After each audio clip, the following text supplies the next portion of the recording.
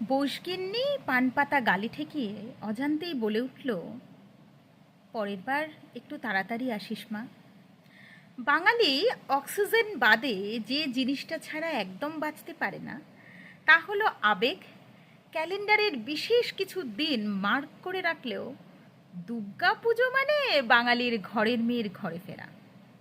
দুর্গা পরিবারের সেই শান্ত মেয়েটা যে সাহস দেখিয়ে পাড়ি দিয়েছে অনেক দূরে, আর নানা অজুহাতে পরিবারের অন্য কেউ বছরে অন্তত ফিরুক না ফিরুক দুর্গা আসবেই, কিছুটা হলেও কমিয়ে দেবে দুঃখ, কষ্ট, জ্বালা, যন্ত্রণা সব।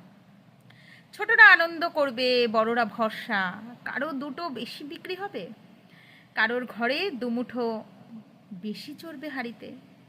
সমাজের প্রতিষ্ঠিত মানুষটা একগাল হেসে না হয় তুই তুকারি করেও রিক্সাওয়ালাটাকে বলবে, পুজোর সময় রাখো রাখো, একটু বেশি কিছু রাখো।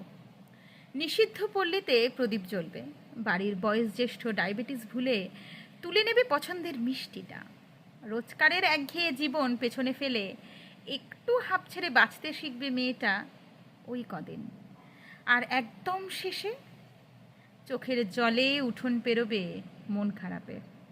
এই শহর আবার অপেক্ষায় থাকবে মায়ের মতো। সে আসছে।